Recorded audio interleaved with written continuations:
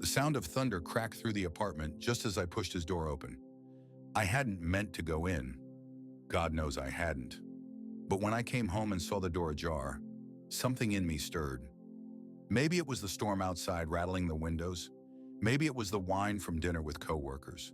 Or maybe, just maybe, it was the months of glances, of brushed fingers, of unspoken things between us finally rising to the surface. Eli lay on his stomach, naked and half-covered by a thin gray sheet twisted at his hips. His skin glowed in the dim blue wash of streetlight coming through the blinds. Every line and dip of muscle, every rise of breath, every little freckle across his shoulders etched like a painting I shouldn't be seeing. I froze. My heart punched my ribs. He didn't stir. I could have turned around. I should have. But I stepped closer, drawn in like I was drifting, not walking. There was a strange pull between us lately. The way he'd stand a little too close at the sink. How he'd hold my gaze a moment too long when we laughed. How his hand brushed the small of my back just once as he reached for the salt. I knelt down next to the bed. Maybe I wanted to check that he was breathing. A stupid excuse. My fingers hovered just above his shoulder. I told myself not to touch him. I touched him anyway. Just to graze. The backs of my knuckles against the warm slope of his shoulder. His skin was soft and hot, like he carried the memory of sunlight even at night. He stirred. My breath caught. Eli rolled halfway onto his side, his brow furrowing, lips parting. Not waking, not really. But as his arm shifted out, it landed on mine. Fingers curled around my wrist, loose but sure. His voice was low, sleep rough. Thought you weren't coming back tonight. My voice cracked. I didn't know what to say. His thumb moved, slowly, a small circle against my skin. Something changed in the air between us.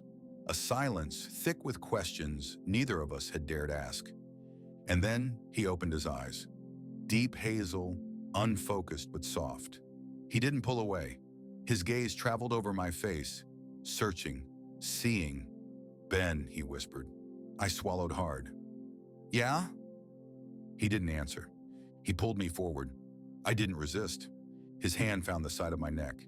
His palm was warm, grounding, and the pad of his thumb brushed the hollow just below my jaw. My pulse jumped beneath his fingers. I leaned in, not because I meant to, but because there was nowhere else to go. And just before our lips touched, a car alarm wailed outside, sharp and sudden. We pulled apart, breathless, stunned. Eli blinked, awake now, fully. He sat up slightly, the sheet slipping down, his chest rising and falling. "What just happened?" he asked, voice hushed like he couldn't trust it. I looked at him, really looked at him, and felt something shift so deeply in my chest it almost hurt. "I don't know," I said, "but I don't think we can go back." He stared at me for a long second. Then he said, "Close the door." And I did. I closed the door behind me, the click of the latch sounding louder than the thunder outside. Eli hadn't moved. He sat propped up on one elbow, the sheet low on his waist, his chest bare and shadowed. His eyes stayed on me as if he wasn't sure I was real. Maybe I wasn't sure either. I stepped forward slowly, barefoot on the wood floor, heart thudding like it wanted to be heard. "What are we doing?" I asked. His gaze softened. "Something we probably should have done a long time ago." He held out his hand, not demanding, not urgent, just there, waiting. I took it, his fingers wrapped around mine, warm, deliberate, careful. He pulled me toward the bed, and I sat beside him, unsure where to look. Everywhere felt too intimate. I felt his thigh graze mine, bare skin, bare truth. "I've been thinking about this," he said. My breath hitched. "Since when?" Eli gave a small laugh, one that barely escaped his lips. "Since the night I caught you humming Sinatra while cooking. You look so damn at home." I remember thinking, God, he looks like someone I could love. My head snapped toward him. "You never said anything." "I didn't know if you felt the same," he said. "And we had rules." Yeah, we had rules. Boundaries. Roommates, not lovers. A mutual agreement to keep it simple. But simplicity was a lie we'd both been telling ourselves. I looked down at where our hands still touched. His thumb traced the base of mine, slow, almost reverent, and without even thinking, I leaned forward just a bit and pressed my forehead to his. Our breaths mingled, slow and uncertain. "Can I?" he whispered. I nodded. His lips brushed mine, light, hesitant, testing. But then it deepened. He tilted his head, and our mouths met with more certainty this time. His hand moved to the side of my neck again, thumb stroking my skin as if memorizing me. The kiss wasn't rushed, it wasn't hungry, it was patient, like he'd waited months, maybe years. And now that he had it, he wanted to savor every second. I leaned into him, feeling the weight of his hand at the small of my back, drawing me closer. I could feel every breath, every shift of his chest against mine. And then his lips left mine and found the line of my jaw, feather-light. "I've wanted to know what this would feel like," he murmured. "What does it feel like?" I asked, almost afraid of the answer. He looked at me then, eyes shining but serious. "Like coming home." A beat passed. My throat tightened. But before I could speak, a soft buzzing broke the moment, his phone lighting up on the nightstand. He glanced at it and his expression shifted. "It's from Paul." His ex. The name hung there like smoke. I sat back slightly. "You still talk to him?" He hesitated. "Not often, not like that." "Then why now?" I asked, my voice low, more vulnerable than I wanted it to be. Eli met my eyes, honest but conflicted. "I don't know, but I know I don't want to answer." He silenced the phone, turned it face down, then looked back at me. "I want this, whatever this is, with you." But now the air between us was different. The heat still simmered, but something else had crept in. Something fragile. I didn't pull away, but I didn't lean in either. Because for the first time tonight, I realized this wasn't just about that night. It was about everything after. I didn't sleep that night. Not really. I lay beside him, bare skin against skin, warm beneath the tangled sheet, listening to the rhythm of his breath, the occasional shift of his body, the distant hum of city rain against the windowpane. His arm was draped across my chest, fingers curled loosely over my shoulder. We didn't talk. We just existed together. But my mind refused to rest. It kept looping back to the way his lips had lingered, how his hand had slipped beneath the hem of my shirt before he peeled it off, how our bodies had aligned, tentative at first, like we were afraid to admit how badly we'd wanted it, and then all at once, undeniable. And yet, that name, Paul, the ghost of it had trailed through the air after the kiss, after his phone lit up. By morning, the rain had stopped. I slid out of bed quietly, careful not to wake him. My legs felt unsteady as I pulled on a pair of sweats from the chair, the cotton cool against my skin. I stood at the foot of the bed for a long moment, watching him. He looked peaceful, eyelashes resting against his cheeks. One hand open across the pillow like he'd been reaching for something, or someone. Me? In the kitchen, the silence was heavy. The coffee machine gurgled, and I stared at the backsplash tiles like they had answers. What was this going to be now? Were we still roommates? Lovers? A one-time thing sealed with a thunderstorm and too many unsaid things? I didn't hear him come in, but suddenly there he was, shirtless, hair a little wild, eyes still sleep-warm. "Hey," he said, voice soft. "Morning," I replied, handing him a mug.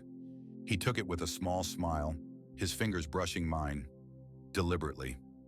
He held the touch for a second longer than necessary. "You okay?" he asked. I nodded. "Just a lot in my head." "Same." We leaned against the counter, shoulder to shoulder, coffee warming our hands but not the silence. He turned to me. "Can I say something without you running back to your room?" I smirked, despite the knot in my chest. "Depends on what you're about to say." He took a breath. "I've wanted you in that bed for months, but last night wasn't just about sex for me." I looked up sharply. His eyes were clear, steady. "Then what was it?" "It was about realizing I wasn't just living with someone. I was building something with him, slowly, without even knowing." I swallowed. Then why did you hesitate when Paul texted? He set his mug down. Because I panicked, not about him, about what this could mean. What you mean? I looked away. He stepped closer, his hand grazing my arm, then resting at the crook of my elbow. I don't want to mess this up, he said. His touch was different now. Grounding, intentional. Not heat, but assurance. I met his eyes. Then don't. The moment stretched. Unspoken things shimmered between us. Then in a whisper barely louder than breath, he said, "Can I kiss you again?" Instead of answering, I reached up and ran my hand along the side of his face, my thumb tracing the edge of his beard, feeling the warmth beneath his skin. He leaned in. And in the middle of our quiet kitchen, with daylight creeping across the floor and the smell of coffee in the air, we kissed again. Slower this time, surer. Not just because we could, but because we wanted to stay. For weeks, our apartment felt different. Not drastically. Nothing big had changed. Not on the outside. Our toothbrushes still sat in the same plastic cup. Our names still split the rent on the bank app. And his laundry still showed up in a heap on the couch every Sunday. But we had changed. The nights were quieter, more charged. We cooked together and stood too close in the kitchen. Sometimes his hand would settle on the small of my back while I chopped onions. Sometimes I'd brush the hair from his eyes while he bent over the stove. Our fingers would graze and we'd share a look. That same one that used to be accidental. Now it was deliberate. One night we fell asleep on the couch watching a documentary. His head was on my chest. I thought he was asleep, until his fingers started tracing slow circles on my ribs, under my shirt. "You always run warm," he murmured. "Do I?" "Yeah, it's nice." There was something almost boyish in the way he said it, like this intimacy still surprised him, like we were both still rediscovering what it meant to be touched and wanted again, in middle age, with all our scars and histories. But with each passing day, I felt a strange knot tightening in my stomach. We still hadn't talked about what this was. And Paul, well, he hadn't disappeared. One night I came home and found Eli at the counter with his phone face up, a half-typed message glowing on the screen. I didn't read it, but I saw the name. Paul, he noticed me, locked the screen. "Hey," he said too casually. "Didn't hear you come in." "You texting him again?" A beat. "He reached out," he admitted, "just to talk." "About what?" "I don't know. Regrets, timing, stuff we never finished." I didn't speak. My jaw tensed. He moved around the counter, tried to place a hand on my arm, but I stepped back. "I need to know," I said, trying to keep my voice even. "Are you tying up loose ends or reopening a door?" He flinched, just barely. "Ben, I want you. I'm not confused about that. But Paul and we didn't end with clarity. There's still stuff I need to let go of, if I'm going to really move forward." "Then do it," I said.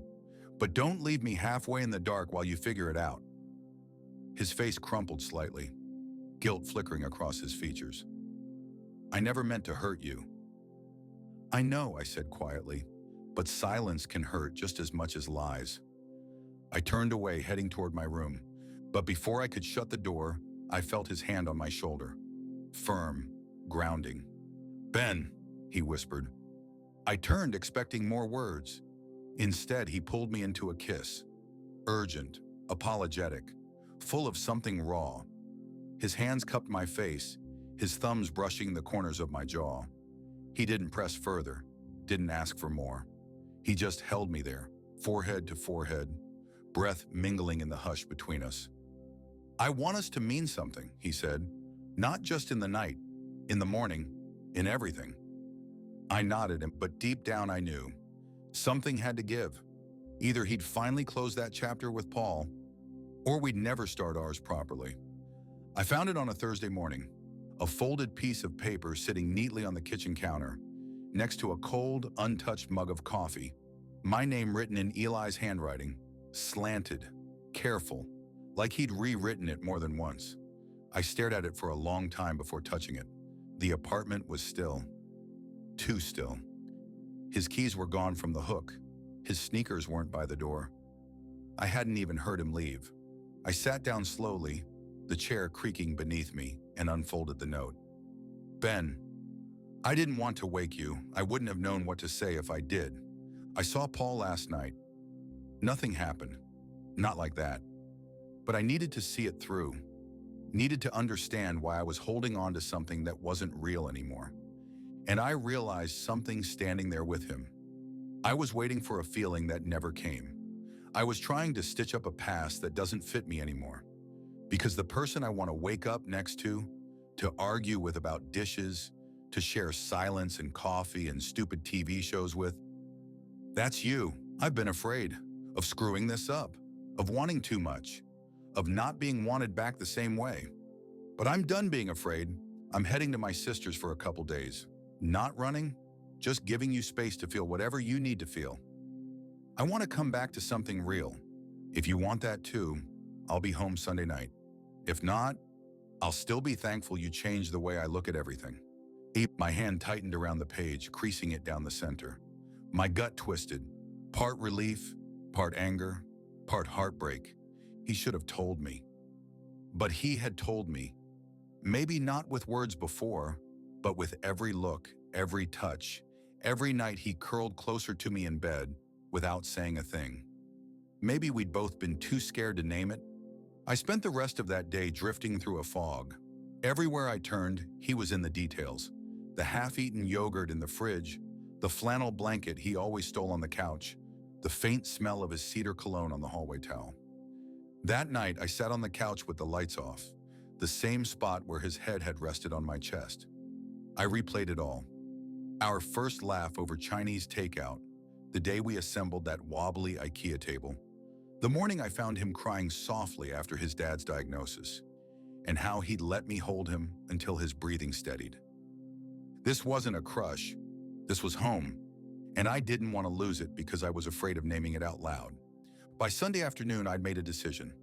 I went to his room, changed the sheets, lit the candle he liked, the one that smelled like pine and old books. I found the little photo booth strip from last fall, the one where we were being idiots at the street fair, cheeks pressed together, laughing like fools, and pinned it to his headboard. I didn't know if it was enough, but I was finally ready to say yes to whatever came next. And then, just after 8 p.m., I heard the key turn in the lock. The front door opened softly like he didn't want to wake the house. I stood in the hallway motionless, my pulse pounding in my throat. Eli stepped in with a duffel bag slung over one shoulder. He looked tired, like he hadn't really slept, even if he'd tried. He paused when he saw me. His eyes searched mine. "You're here," he said quietly. "I read your letter." A tense beat passed between us. Not awkward, just heavy. Weighted with everything we hadn't said out loud until now. He dropped the bag. "I didn't know if you'd still want me here." "I didn't know either," I admitted, "until I walked into your room this morning and realized how much of you lives in this place." His lips parted. A flicker of surprise softened his face. "And how much of you," I continued, stepping closer, "lives in me." He didn't move, just waited. I closed the distance. When I reached him, I slid my hand gently up his chest, resting it over his heart. I could feel it pounding beneath my palm. Erratic, alive. "You said you were done being afraid," I whispered. "I want that too." He swallowed. "You sure?" I nodded. "I want us, not as an accident, not as a question." Eli exhaled, long and shaky, and pulled me into him. His arms wrapped around me tightly like he needed to make sure I was real. My face tucked against his neck, where I could feel the faint tremble in his body. "I missed you," he murmured. "I missed you too. And you were only gone 2 days." He pulled back just enough to look at me. Felt like longer. Then his lips were on mine. This kiss was different. Not hesitant like the first, not apologetic like the second. This was a kiss of return, of claim. His hands held my face with both urgency and care, thumbs brushing the corners of my jaw. I let my hands wander, fingertips gliding up his arms, over his shoulders, along the back of his neck. The soft hair there made him shiver. He leaned into the touch, his breath catching against my mouth. We didn't speak. We moved through the apartment together in silence, lit only by the glow from the street lamp outside. When we reached his room, he paused in the doorway. His gaze flicked to the freshly made bed, the candle burning low on the dresser. He turned to me. "You did this?" I shrugged, figured it deserved a clean start. Emotion flashed in his eyes, brief but unmistakable. Then he took my hand. We undressed slowly, not out of shyness, but because there was nothing to rush. Every inch revealed felt like a question being answered. Every touch was familiar, but also new. When I finally lay down beside him, our bodies fit like puzzle pieces. He held me, and I held him back. Not for warmth, not for desire, but for something deeper. Something that said, "I'm not going anywhere." And for the first time in years, I didn't feel like I was waiting for the other shoe to drop. I felt chosen. By the following weekend, everything felt more settled and more exposed.